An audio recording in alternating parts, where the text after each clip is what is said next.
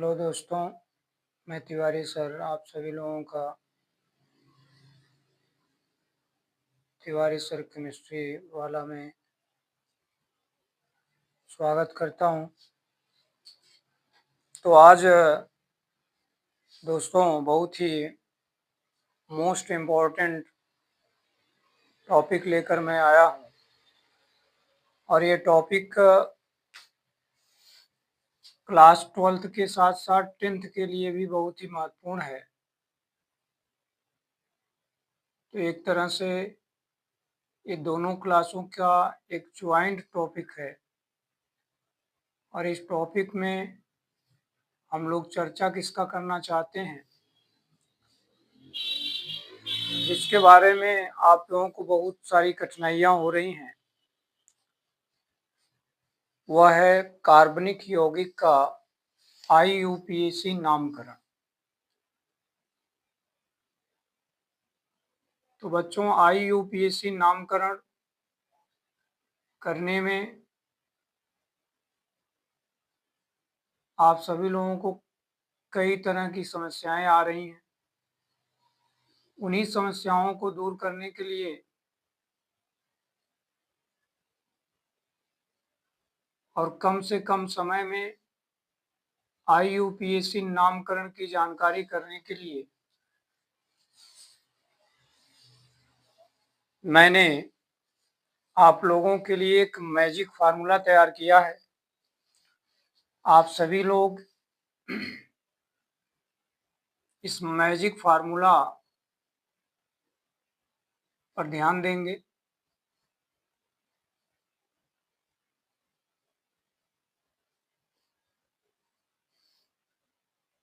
यह formula magic इसलिए है क्योंकि अगर आपने इस फार्मूले को याद कर लिया तो कोई भी कार्बनिक यौगिक हो, छोटा हो या बड़ा हो, सभी का IUPAC नेमिंग आप आसानी से कर सकते हैं। इसके बाद कोई कठिनाई ही नहीं आएगी।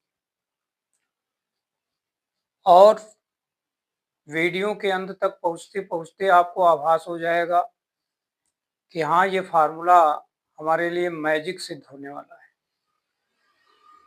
आगे आप सभी लोगों का बोर्ड एग्जाम भी है, तो वहां पर इनसे जुड़े हुए प्रश्न आते रहते हैं, ये आप सभी लोगों को पता है। तो आइए मैं आपको उस मैजिक फार्मूले से मिलवाता हूं। तो दोस्तों, सभी लोग ब्लैक बोर्ड की तरफ फोकस करेंगे। तो मैजिक फार्मूला क्या है बच्चों? मैजिक फार्मूला ये है कि जब कभी हम किसी कार्बनिक यौगिक का IUPAC नाम लिखना चाहते हैं तो उस कार्बनिक यौगिक का IUPAC नाम लिखने के लिए हमको इस मैजिक फार्मूले की सहायता लेनी पड़ेगी। तो सबसे पहले क्या लिखना है बच्चों? IUPAC नामकरण करते समय सबसे पहले लिखा जाता है बच्चों प्राइमरी नेचर का पूर्व लग्न। सबसे पहले हम लोग प्राइमरी नेचर के पूर्व लग्न का नाम लिखते हैं बच्चों।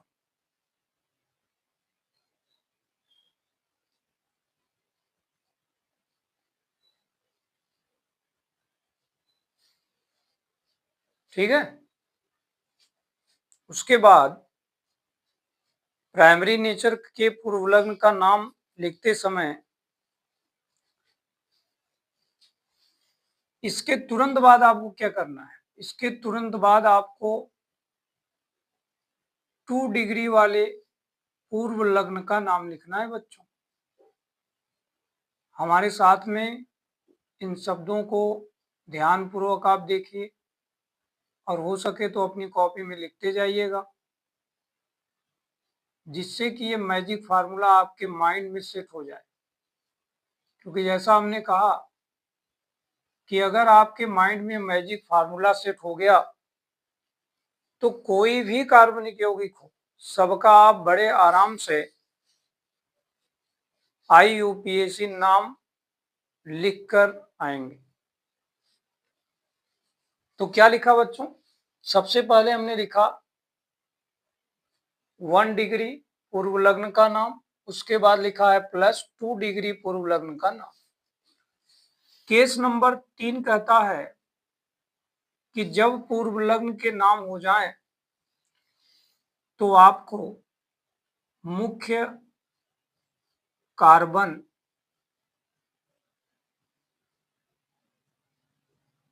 की श्रृंखला का नाम लिखना है।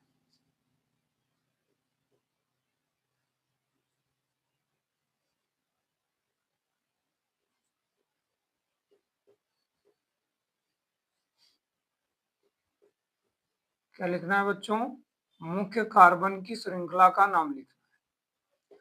अभी मैं आपको इन सब का अर्थ बताऊंगा, इन सभी शब्दों का अर्थ मैं आपको बताऊंगा। इसको देखकर घबराइए नहीं, इनसे थोड़ा मित्रता कीजिए। इसके बाद प्लस मुख्य कार्बन की श्रृंखला का नाम लिखने के बाद बच्चों 2 डिग्री अनुलग्न का नाम लिखेंगे। क्या लिखेंगे बच्चों? 2 डिग्री अनुलग्न का नाम।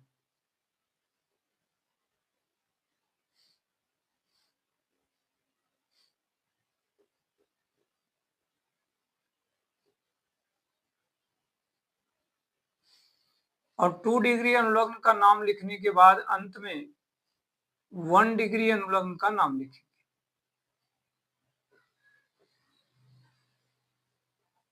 तो अब आपके मन में ये चल रहा है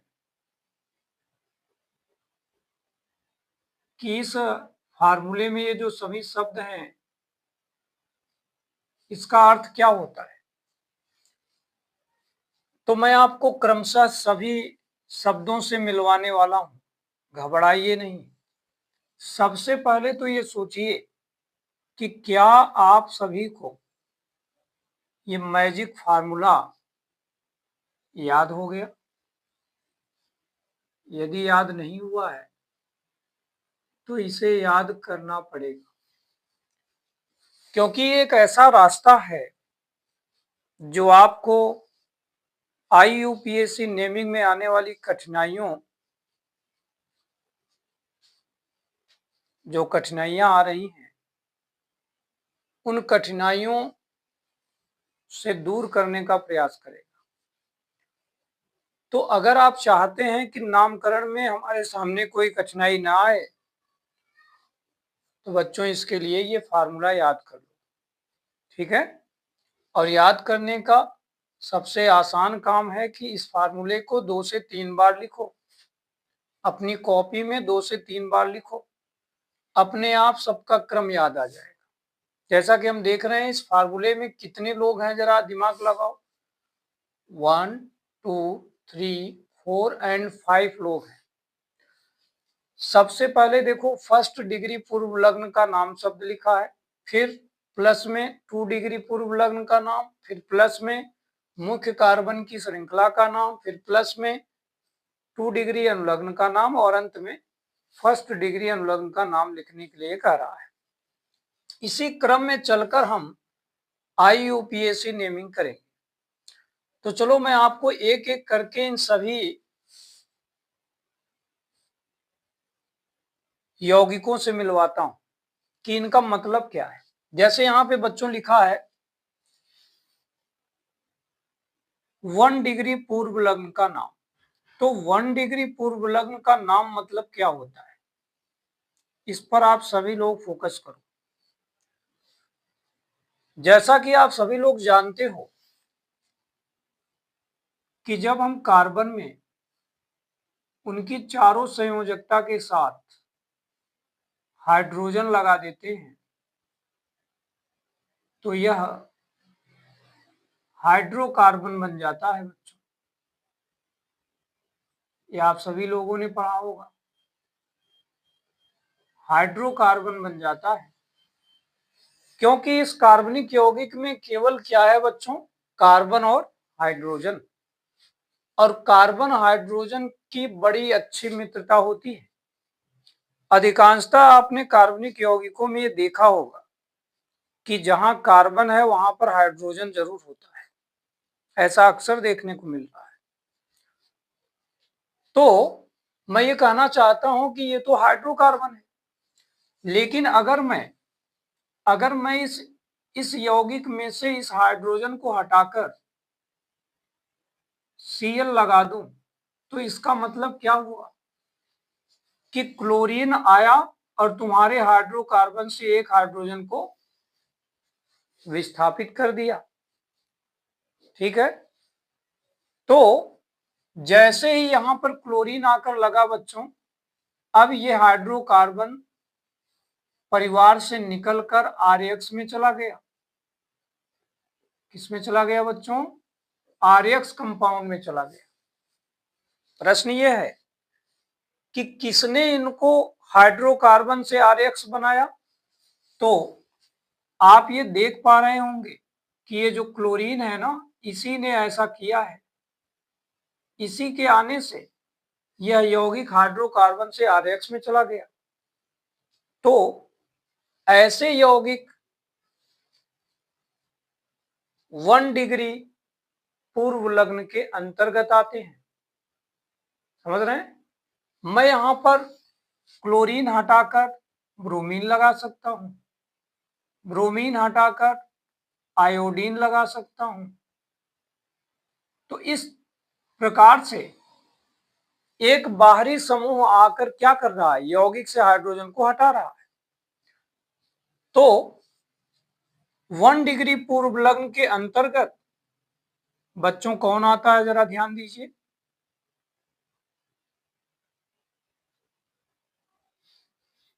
पहला मेंबर है जिसको यहां पर आप फ्लोरो बोलेंगे। क्या बोलेंगे बच्चों? फ्लोरो। यहां पे मैंने लिखा Cl, Cl को आप क्लोरो बोलेंगे।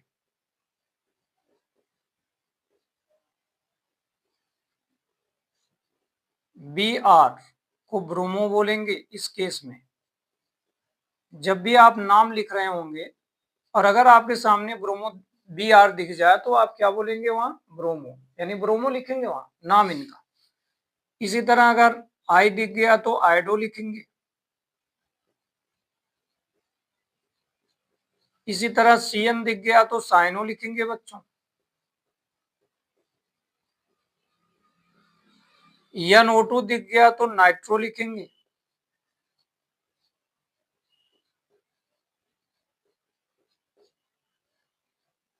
ठीक है, ये सब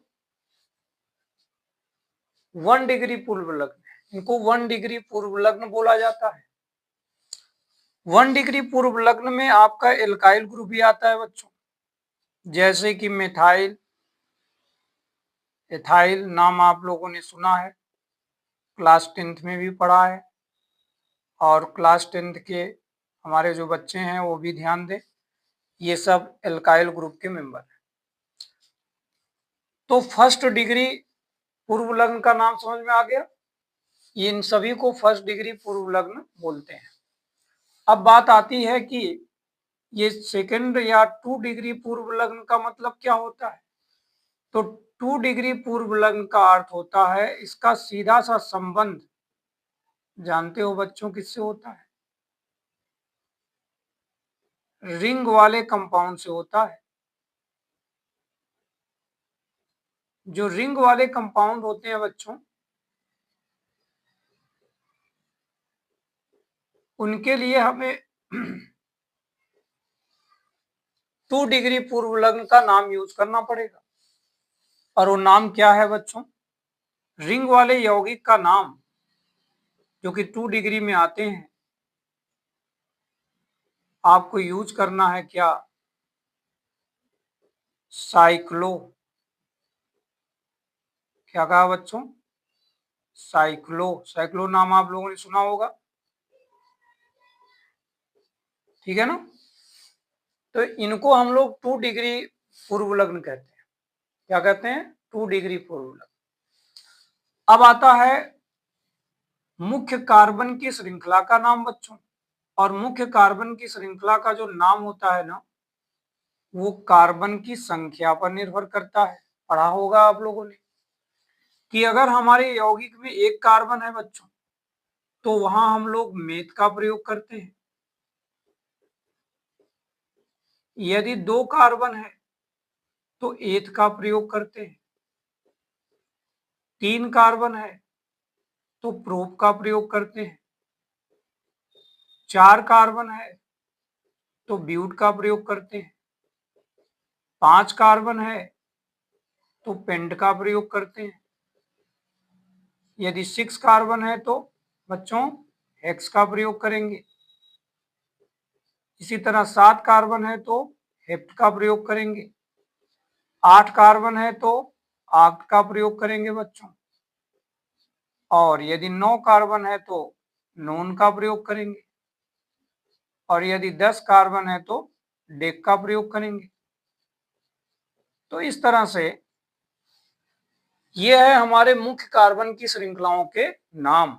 अगर आपके कार्बनिक यौगिक में जिनका कि आप IUPAC नामकरण करने जा रहे हैं उनमें एक कार्बन मिलता है तो आप मेथ यूज करो, 2 मिलता है तो एथ यूज करो, 5 मिलता है तो पेंट यूज करो, इसी तरह 10 मिलता है तो डेक यूज करो। तो ये सभी नाम आपको याद रखने पड़ेंगे। तो हमारे जिन बच्चों को यह नाम याद है उनके लिए एकदम आसान काम होने वाला है। जिनको याद नहीं है वे लोग पहले इन नामों को याद करेंगे। अगर आपने इन नामों को याद कर लिया तो कोई भी आपको IUPAC नामकरण करने से नहीं रोक पाएगा। ये आप ध्यान दीजिए। तो आइए अगले पॉइंट में चलते हैं। ये जो 2 डिग्री अनुलग्न का नाम है बच्चों, इसके अंतर्गत 3 लोग आते हैं। पहला है कार्बन कार्बन के बीच एकल बंध वाला आता है, जिसे आप सभी लोग एल्केन कहते हैं बच्चों, ये आप सभी को पता होगा। और इसका जो नाम है वह एन यूज किया जाता है। क्या यूज करते हैं बच्चों? एन। इसी तरह से कार्बन कार्बन के बीच में जो डबल बॉन्ड होता है बच्चों, ये भी 2 डिग्री अनुलग्न में आता है। और इन्हें आप पहचानिए, कौन है ये? एल्कीन है। और इनके लिए जो नाम होता है ना वह इन होता है। क्या होता है बच्चों? इन। जो यहाँ पर आपको लास्ट में लिखा हुआ मिलेगा। जैसे यहाँ देखो एल्केन एन लिखा हुआ मिल रहा है, वैसे यहाँ पर इन लिखा हुआ मिल रहा है। इसी तरह से लास्ट जो ग्रुप इसमें मिलता है वो ट्रिपल बॉन्ड वाला। कार्बन कार्बन के बीच में अगर त्रिक बंध मिल रहा है बच्चों तो आपको याद होगा इसे एल्काइन कहते हैं। और अगर नहीं याद है तो याद कर लो, इसके बिना काम नहीं चलेगा। और इसका नाम हम लोग यूज करेंगे बच्चों आइन। क्या यूज करेंगे प्यारे बच्चों? आइन। ठीक है। अब अगला केस जो कि लास्ट केस है, फर्स्ट डिग्री अनुलग्न के अंतर्गत वे बंदे आते हैं बच्चों जिनको हम लोग क्रियात्मक समूह कहते हैं। ये जो फर्स्ट डिग्री अनुलग्न है बच्चों, इनके अंतर्गत क्रियात्मक समूह आते हैं। और आप सभी लोगों ने क्रियात्मक समूह तो जरूर पढ़ा होगा। क्रियात्मक समूह वह समूह होता है बच्चों जो किसी भी कार्बनिक यौगिक के साथ जब जुड़ता है ना तो उसको अपने गुणों वाला बना लेता है। यानी उस यौगिक में जो भी गुणधर्म मिलते हैं वो सब क्रियात्मक समूह निर्धारित करने लगता है। जैसे कि आप सभी लोगों ने देखा होगा कार्बनिक यौगिकों में कभी कभी आपने OH देखा होगा बच्चों। जरा याद करो OH को क्या कहते हैं? एल्कोहल कहते हैं। और इस एल्कोहल के लिए हम नाम क्या प्रयोग करेंगे? ऑल प्रयोग करेंगे बच्चों। क्या प्रयोग करेंगे? ऑल। ठीक है। इसी तरह से आप सभी लोगों ने CHO क्रियात्मक समूह देखा होगा। इनको हम लोग बच्चों अल्डिहाइड कहते हैं। क्लास 10th वाले बच्चे ध्यान दीजिए, आप सभी लोग, इसको अल्डिहाइड कहते हैं और इनके लिए नाम यूज किया जाता है अल। क्या यूज करते हैं बच्चों? अल।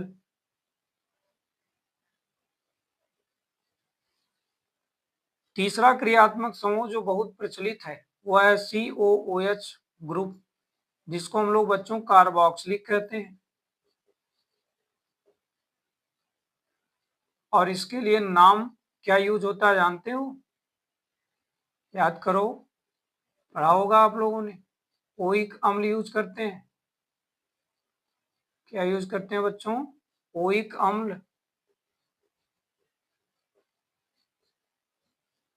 इसी तरह से आपने CO ग्रुप देखा होगा, जिसे कीटोन कहते हैं बच्चों, और इसके लिए नाम यूज होता है ओन।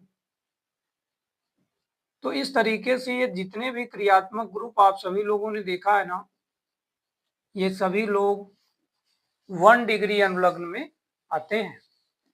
तो इस तरह से बच्चों, अगर आप सभी लोग हमारे द्वारा आज बताए गए इस मैजिक फार्मूले को याद कर लेते हैं और इनके अंतर्गत आने वाले इन नामों पर फोकस रखते हैं, तो आप आसानी से IUPAC नामकरण कर सकते हैं। तो अगले दिन इसका जो दूसरा पार्ट आपके सामने आने वाला है, उसमें मैं आपको नामकरण लिखना बताऊंगा।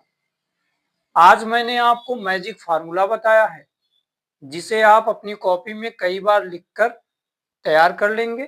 नीचे जो बताया गया वो भी तैयार रखेंगे, जिससे कि अगले दिन IUPAC नेमिंग के दूसरे पार्ट में हम जब नामकरण कर रहे हों तो वहां हमारे सामने कोई कठिनाई उत्पन्न न हो। ठीक है? तो मुझे आशा है कि आप सभी लोगों को आज का यह वीडियो पसंद आया होगा। तो आप सभी लोग इस चैनल को लाइक और सब्सक्राइब करते रहिए। धन्यवाद।